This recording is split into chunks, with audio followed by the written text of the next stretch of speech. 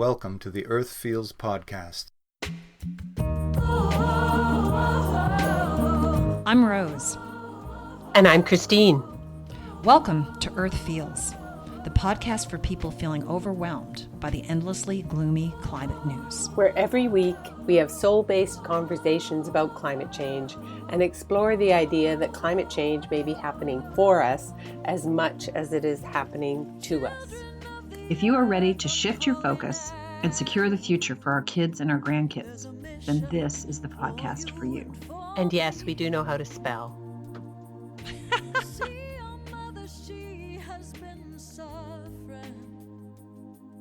Hey everyone. Welcome to our first ever podcast. Yep, episode 1, entitled Why Earth Feels. Today we'll be addressing how we got our name, why we feel our conversation on current climate reality is even necessary. We'll be discussing some good news happening on the climate reality front, as well as offering one action step that you can take to address our current climate situation. And last but not least, we'll be offering a sanity tip, a way to stay sane in the face of the overwhelmingly gloomy climate news. So, let's get started. And today's question is, why Earth feels. You may have noticed that our logo spells Earth E-a-arth instead of the usual planetary spelling. And we wanted to talk a little bit about that. And so I'm going to give you to Christine because that was actually her brainchild. Well, I don't know if anybody else is familiar with Bill McKibben. Rose and I are, because as climate activists, he's sort of, the rock star, one of the rock stars in the climate activist field. And he's been writing about environmental issues. I think his first book maybe came out in 1989. But this specifically, we're talking about Earth, and he has a book that came out in 2010 called Earth, spelled E-a-arth, and the subtitle is Making Life on a Tough New Planet. And so that's something I think that Rose and I would agree on, that because of the human impact on our planet, it's just not the same world that we're used to. And it's not just climate change, it's the huge human impact through plastics on the ocean, as well as the impact of the carbon dioxide emissions on the ocean. So we're polluting it with plastics, and we're polluting it with carbon dioxide and making it more acidic. So I don't know, Rose, do you think it would be good for me just to read a few paragraphs from I would love that. Book? Okay. Is there anything else you want to say before I get started? Just a few paragraphs. You can hear me flipping through. No, I think that's good. I think the idea that we're on a planet that we as human beings have changed so much. We're not in that reciprocal relationship with planet Earth. We just draw from her like she's a bank, and we're not paying anything back. So yeah, we're definitely in overdraft now. Yes, we are, and we've changed her. So I love the idea that the simplicity of just adding another A. But yeah, I'd love to hear some of Bill's thoughts. Okay, so the very first chapter is called A New World. Imagine we live on a planet, not our cozy, taken for granted Earth, but a planet, a real one, with melting poles and dying forests and a heaving, corrosive sea, raked by winds, strafed by storms, scorched by heat, an inhospitable place. It's hard. For the 10,000 years that constitute human civilization, we've existed in the sweetest of sweet spots. The temperature has barely budged. Globally averaged, it swung in the narrowest of ranges between 58 and 60 degrees Fahrenheit. That's warm enough that the ice sheets retreated from the centers of our continent so we could grow grain, but cold enough that mountain glaciers provided drinking and irrigation water to those plains and valleys year-round. It was the, quote, correct temperature for the marvelously diverse planet that seems right to us. And every aspect of our civilization reflects that particular world. We've built our great cities next to seas that have remained tame and level, or at altitudes high enough that disease-bearing mosquitoes could not overwinter. We've refined the farming that has swelled our numbers to take full advantage of that predictable heat and rainfall. Our rice and corn and wheat can't imagine another Earth either. Occasionally, in one place or another, there's an abrupt departure from the norm. A hurricane, a drought, a freeze. But our very language reflects their rarity. Freak storms, disturbances. And then the next paragraph, it's beautiful. He talks about that picture from Apollo 8 called Earth Rising of our beautiful planet. Yeah. The third member of the crew, Jim Lovell, put it more simply. The Earth, he said, suddenly appeared as a grand oasis. I skipped ahead a bit there. But we no longer live on that planet. In the 4 decades since he's referring to Apollo 8, that Earth has changed in profound ways that have already taken us out of the sweet spot where humans so long thrived. We're every day less the oasis and more the desert. The world hasn't ended, but the world we know it has, even if we don't quite know it yet. So Wow. There's more to read. Yeah, I would highly recommend this book. Not an easy read, but an important one, just to get the perspective that you and I are bringing to this podcast, and that everybody who's concerned about climate change, and especially those speaking out, are bringing this knowledge that as humans, we've altered the planet, and if we keep on doing what we're doing, we're going to make it inhospitable to human life. Not life in general. The planet will continue. It's just human life and civilization as we've known it. And it's not. We're not talking 100 or 200 years down the road.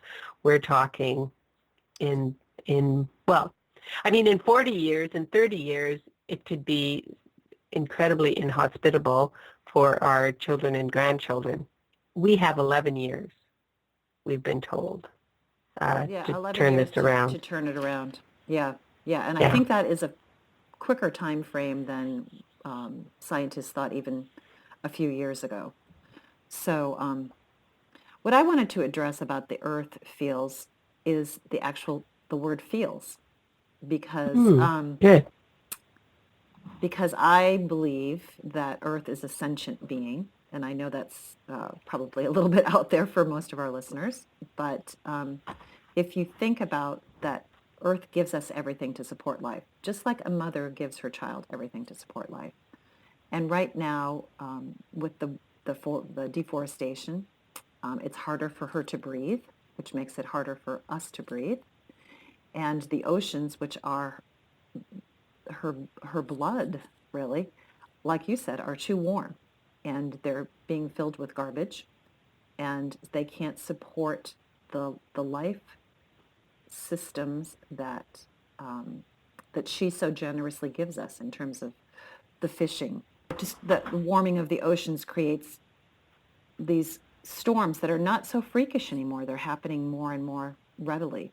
So I kind of feel like Earth is a feeling sentient being, and that she is giving us a direct message that we are not listening to.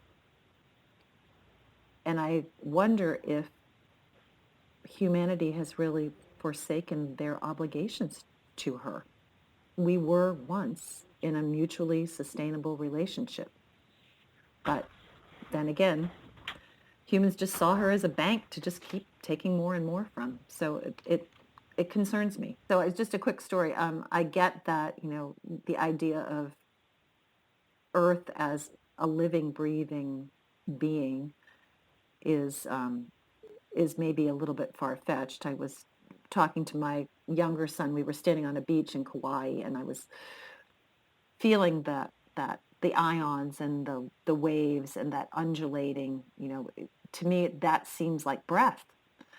And I just remarked to him, I was like, Earth is a sentient being, right? And he was the science-based mathematical, brain just looked at me. He's like, Mom, the Earth is a rock. I'm like, okay, well, in your world, I get that you don't understand the perspective, but as a 61-year-old woman, this is what I have come to know in my being, is that Earth is our mother, and she is a sentient being. Mm-hmm. So, no, I really appreciate that description and that connection that you're making between humans and the Earth. I would just add, you said, I think that humans aren't looking after the Earth, or how we're treating her like a bank. And I think my Indigenous friends would say, excuse me. Not all of us. Not everybody, yeah. So that yes. is particularly a Western, I don't want to say civilization, because as Gandhi said, we're not always that civilized here in the West, but that European mindset that is dominant, absolutely, and that has oppressed the Indigenous worldview all over the place, just like it's suppressed women. Mm-hmm. It's that different way of looking at the world that isn't just the mind, that engages the heart as well. And it's now time, as you and I have talked about before, but not on this podcast, to connect the mind and the heart. And that really is the challenge moving forward. And our Indigenous brothers and sisters are so willing to help us. I was at a powwow here in our community yesterday, and I always feel so welcome there. And you wonder about that, because certainly the reverse hasn't always been true, and our treaties that we've made here in Canada have not been honored in the spirit that they were made, and that's a topic for another day. But there is another way of being, and I think too that humans as a species, this is our opportunity. If we're talking about a mother-parent or mother-child relationship, it's time for us to grow up. Like, I don't know if we're like in kindergarten or in junior high, but it's time for us to grow up and, like you say, sort of take the responsibilities that being a responsible child and looking after our mother, not just taking and taking and taking, which is really what we're doing globally now. The latest coal mines that have been approved by the Australian government, very shocking this week. Not that it will be the biggest coal mine, but it will be, the terminus is right adjacent to the Great Barrier Reef. And so they will be filling ships with coal and then taking them over the Barrier Reef, which is so fragile at this point. How can we look away from that? Do we not? It's appalling to me. Just with everything that's in the forefront, how could they have voted that should be the case? Well, Australia will be interesting to watch, because at the same time that they elected this government that is very pro-coal, the concern about climate change because of their extreme weather events is rising dramatically among Australians. And so when I hear that, like, it's heartbreaking. Like my heart breaks when I hear that. But I also think, all right, think about the symbolism, think about the metaphor. They're bringing that right to the Great Barrier Reef, which is such an icon of Australia and just of reefs in general. Like, it's sort of the big one. And so this is what they're going to do. It's kind of what we've been doing with our industrial civilization for the last couple of 100 years. So this is just showing that it in stark relief. You can't miss it. Right. We are going to destroy the reef with coal, with our fossil fuel emissions. So here it is. Right.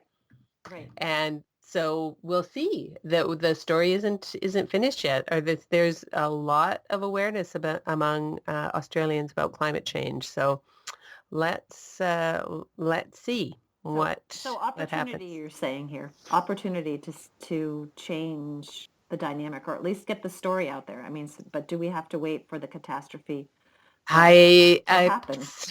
you know, we are living in interesting times, Rose. Yes, we are. And I say that to myself as I deep breathe through my meditation every I morning. know. I know, but to me it's like horrifying, but at the same time, all right, let's stop, beating around the bush. This is what we're doing. Yeah, It's clear. yeah. We're trucking it through the reef and we're going to kill the reef. We're killing the ocean. We're killing, life as we know it on this planet. Let's just not, beat around the bush. Apparently the Australian government has decided they can be very blatant about that. So let's see what happens. Right, right. And at the same time, the Brazilian rainforest, how much was cut down in the past month or so, they're saying just a devastating amount of trees have come down, and I don't know what they think we're going to breathe, but So again, it's horrifying, but part of me says, all right, like we've been cutting down that rainforest for decades, hmm and it's been incremental, but it's been terribly damaging. So let's just maybe finish it. Let's just maybe finish it. this might be what it takes to get people to wake up or not. That is sort of where I am. We talked about this as being a soul-based conversation about climate change, and for me, that's the perspective that I put it in. That this is our opportunity as a species. It's actually an evolutionary leap, not getting rid of our tails or standing up on 2 feet. It's an evolutionary leap in thinking, and it's going to be as dramatic as those other physical shifts that we've made evolutionarily. And I'm sorry if I offended any creationists out there, because I I No, do have them in my circle and I do love them, but evolution is a thing. So this is going to be our next, and evolution is never a sure thing. no, it seems, I was reading something yesterday. I was talking about human transformation on a individual's basis, and it talked about how you make a step forward and you discover something, and what that does is brings up, and you work in shadow, so that brings up all the shadow, all the hurt around it, and you go, oh, so we have an opportunity to heal all these things, and then you heal those things, and then you can take the next step forward. And that's basically what it feels like for human transformation right now, right? Every step we take, everything that comes up in this world that we live in that is so transparent, we're seeing all these things have been going on, but just now we have the technology to see what's happening in Australia today, what happened in India yesterday, what happened in Brazil Yeah. 2 weeks ago. We're seeing it live all the time. And so that's bringing up all these hurts, all this pain, all these wounds essentially that need to be healed, not on an individual basis. Well, yes, on an individual basis, but by humanity in general. And as we take each step forward, we need to heal before we can take the next step. And so, yeah, evolution it's a very interesting, not just the physical evolution, but the evolution of consciousness is really where we are right now, in my estimation as well. Yeah, very interesting times. And we asked to be here, so yeah, whatever. I think maybe next one of our future podcasts, I'm going to bring the story of the 100 monkeys. Oh, love that story. Yeah. So because that's transformative. That's how it happens. It's not just one. It is one person at a time, but at some point you reach a tipping point. Mm-hmm. Hopefully, in our case, before the other tipping points that are looming with regards to climate change, that changes everything all at once. So I think time-wise, Yeah, I think we need an action step. Do you have an action step for this week? an action step for this week. Therapy. How about finding a group That might be. Yeah, I think that would be incredible, and I can list some names of different groups. I know that Elders Action Network, is something that I've been looking into because they're actually doing a book club right now. They're reading Climate by Charles Eisenstein, Okay. which I'm reading one of his other books, so I think that's awesome. But yeah, it would be good to list some EAN. I know your climate. CCL, is it Yeah. CCL, Citizens Climate Lobby. Citizens Climate Lobby. Certainly the climate reality group that we both took our training. Mm-hmm. There's a number of different groups out there that can be informative and can just be helpful for connection. So you don't feel like you're alone in this. Tip for today is if you want to take one step towards preserving a livable planet for future generations, we would suggest finding one group that you can connect with either online or in your community, and we'll have a list of resources for that. Okay, good. And for the good climate news, it's kind of a mixed bag, but our good news for this week is go Pope Francis. I don't know if you saw, I'm just pulling it up. He declared a climate emergency this week and urged action. Addressing energy leaders, Pope Francis warned of the catastrophic effects of global heating.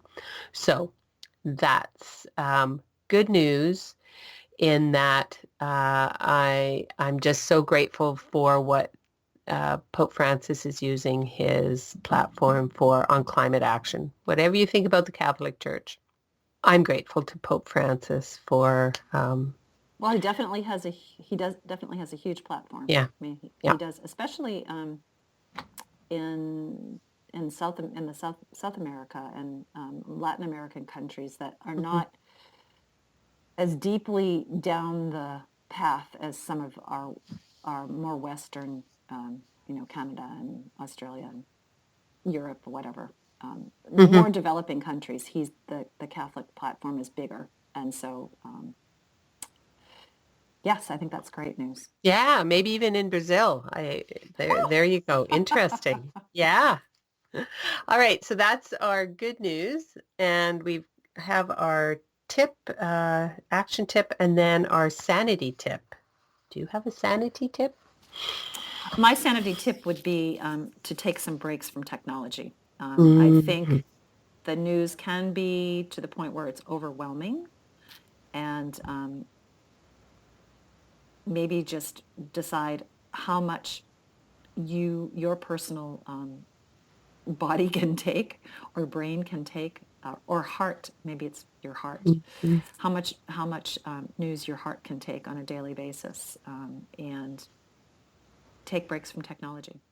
That's a really good idea. We're doing this on Sunday morning. We are recording it on Sunday morning, but Sundays are usually a good day to unplug, in my experience. So I really appreciate that reminder. I feel so like my soul just heals when I disconnect. So Absolutely. Yeah, absolutely. I can feel it building as I'm reading things, and I'm like, okay, I've got to stop and just, yeah. Okay. So that's a wrap. This has been fun, and we'll catch you next time. Thanks for listening. And if you have comments, we'd love your feedback. And of course, if you could just click the subscribe button, we always appreciate that. See you next time. That's this week's episode of Earth Feels. Special thanks to singer-songwriter Kristen Hoffman for generously allowing us to use Song for the Ocean. Thanks for listening. Don't forget, subscribe to our podcast on iTunes or Google Play so you don't miss an episode. Catch you next time. Bye-bye. Children of the earth, I'm calling out. There's a mission for you and for me. You see, our mother, she has been suffering, and the truth is told beneath the sea.